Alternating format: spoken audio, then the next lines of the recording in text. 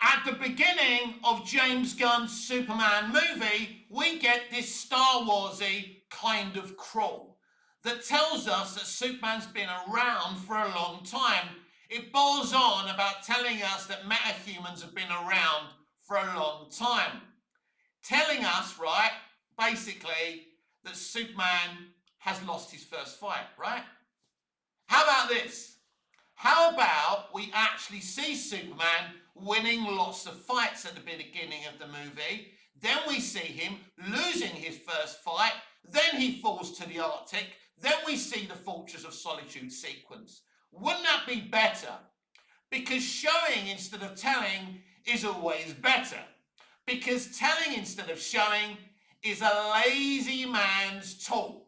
Now, changing the subject, yesterday, director Andy Muschietti claimed that he's still attached to the DCU Batman movie, The Brave and the Bold. It's my opinion. It's my belief that Andy Muschietti is lying. In fact, I believe that Andy Muschietti was never involved in this fantasy movie that doesn't exist. It seems to be a figment of James Gunn's imagination. Welcome back to Movies TV Mad. I am Mick, your host with the mostest. Ask your girlfriends, wives, and especially your boyfriends and your husbands. A very warm welcome to Tuesday's edition of the DCU Daily. You can follow me on X Twitter at Movies TV Mad, and on Instagram and on Threads at Movies TV Mad X, on Snapchat BMouth60, and on TikTok Mad Mickey's World. From the moment they announced that Andy Muschietti was directing the DCU Batman movie The Brave and the Bold, I didn't believe it. Think about the timing of the announcement. It was announced just before the ill-fated Flash movie was released. A movie, I believe, that was rewritten and reshot by James Gunn. In fact, I'm 99.9% sure that's the case. But the DCU Batman movie doesn't seem to have any place in reality in any way, shape or form. Think about it. Where is it? Where's the casting? Nothing is really going on, apart from James Gunn claiming there's this imaginary writer, secret writer, who you won't identify, rewriting this movie. Do you believe him? I don't believe a word James Gunn or Andy Muschietti say. I think they're lying. I think they're liars. I don't think this film actually exists. If Andy Muschietti ends up directing this movie that I don't even think exists, I will do a dare of my viewers and my subscribers' choice. So, let me know in the comments below what dare you want me to make if Andy Muschietti actually directs this movie. So the other day, I think yesterday, he claimed he's still attached to this movie, but I don't believe he was ever attached to this movie. He made another claim that this movie won't even go into production until it looks like 2028, or won't be released till 2028 because they don't want to release close to the Batman 2. Now, I can understand now it would be very problematic to have two Batman movies out at the same time. But one thing I don't understand, why can't they start shooting it and making it now? Why are they still writing this movie when they announced it a couple of years ago? Why? I understand why you don't want to release it near to the Batman 2. That's right and fair to what Matt Reeves is doing. But why can't you start making it now? There's no Brave and the Bold movie. And Andy Muschietti was never directing it, let alone actually being still attached to it. The question remains is, why are they lying about this movie? What's going on with this movie apart from nothing at all? The DCU Batman situation is utterly fascinating because they've got this huge problem of already having a pre-existing Batman in DC. Nothing to do with the DCU. Let's just pretend that I'm wrong, that Andy Muschietti is directing the Batman movie, the DCU Batman movie, Brave and the Bold, and it's going to happen. There's another scenario, of course, that could be happening. They'll release the Batman 2, then they'll announce there won't be a Batman 3, and they'll go with the DCU Batman movie. Maybe that's what they're actually waiting for. Or maybe they'll announce that the Batman crime saga by Matt Reeves will be part of the DCU. By the way, that scenario isn't off the table if you actually listen to the undercurrent and undertones of what James Gunn is actually saying. The DCU and DC Studios is a franchise built within lies. It's a crazy situation that makes no sense to me. None of it makes sense, right?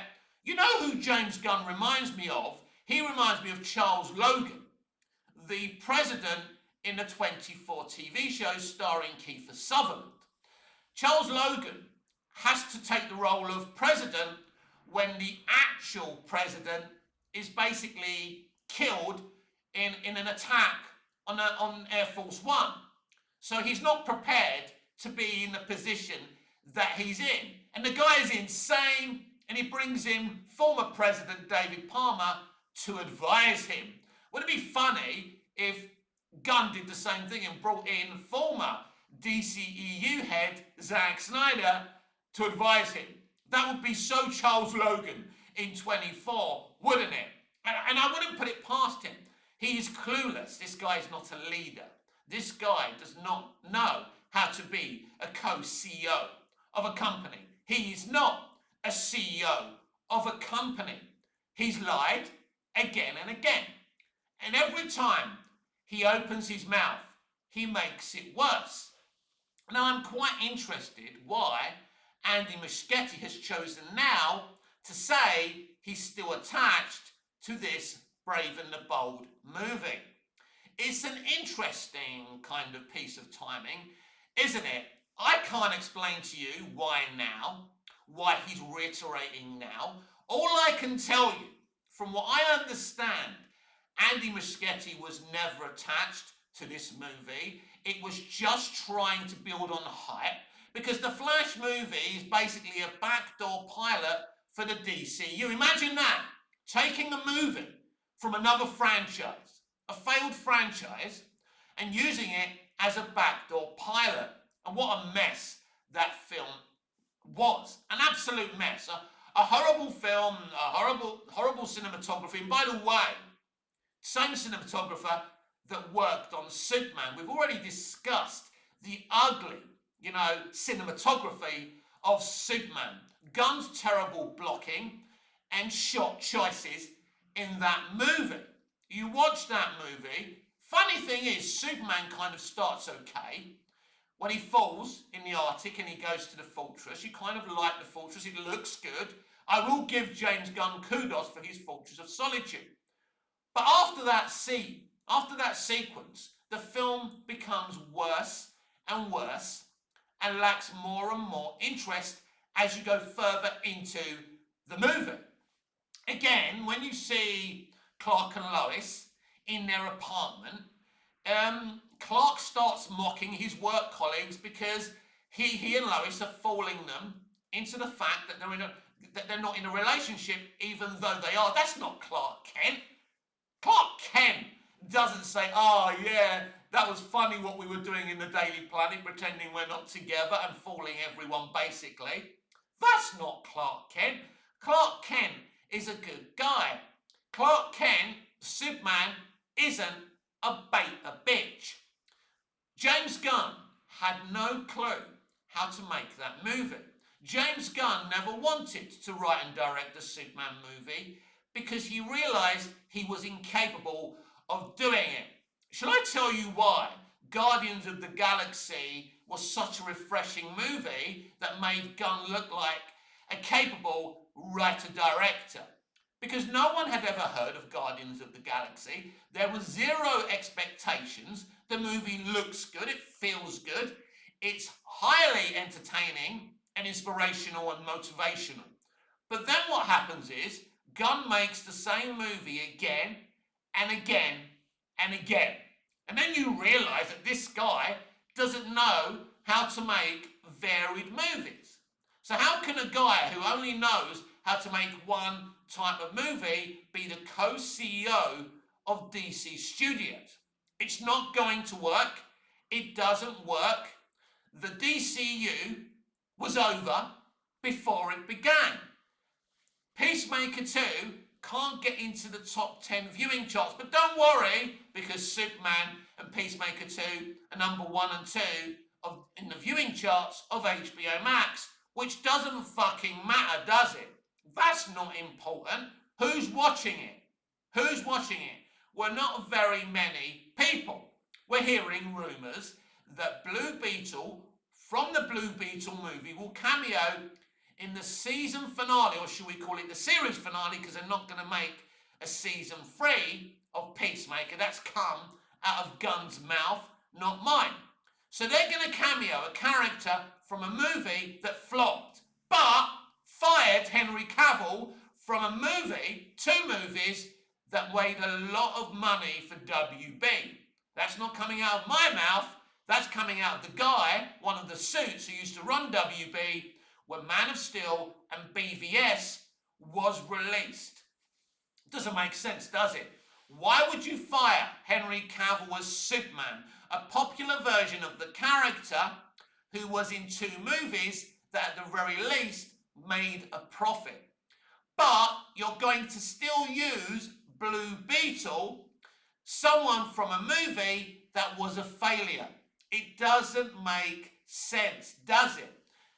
Gunn's even hinted, even though that this Blue Beetle will be part of the DCU, the continuity will be kind of different.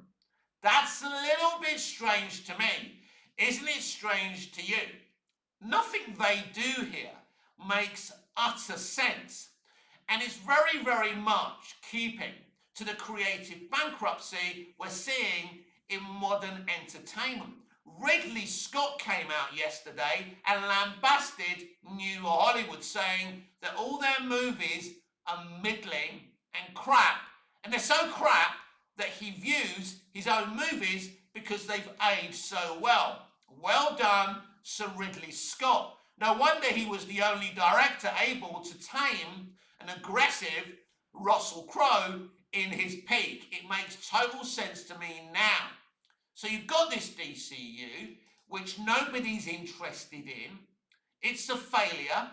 It's a mess. And where do we go from here?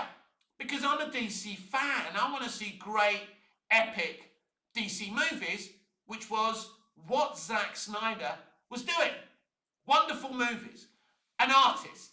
He gave us proper artistic, contemporary, unconventional DC movies. And it worked for me, and it worked for a hell of a lot of people. But we were in the era of Kevin Feige in the MCU, a man who was producing hollow, empty content. And all the little sheep were calling him a genius while they were mocking and memeing an artist, Zack Snyder. This is where we fucking are today. We're in the Brandon Davis era, right?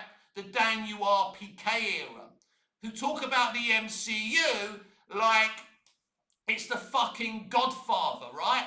Or it's Rocket, or it's fucking Mount Everest. Just a bunch of empty fucking movies that happen to make money. But they were mocking the Snyderverse at the time. When I watch right-wing YouTubers like Nerdrodic and the rest of them, and they say that Snyder sucks, that's the moment I realise these people don't understand fucking celluloid. You don't have to like what Snyder did, but to say that Snyder's a bad director who doesn't know how to make movies is fucking laughable. It doesn't make Snyder look bad, it shows you that you don't know what the fuck you're fucking talking about. We are in a parody era of entertainment. The Rock's latest movie has flopped while he says, oh well, you can't control the box office. No, you know, an industry is supposed to make something that people want to fucking consume. And there lies the problem. And I can tell you one thing, nobody wants to consume the DCU.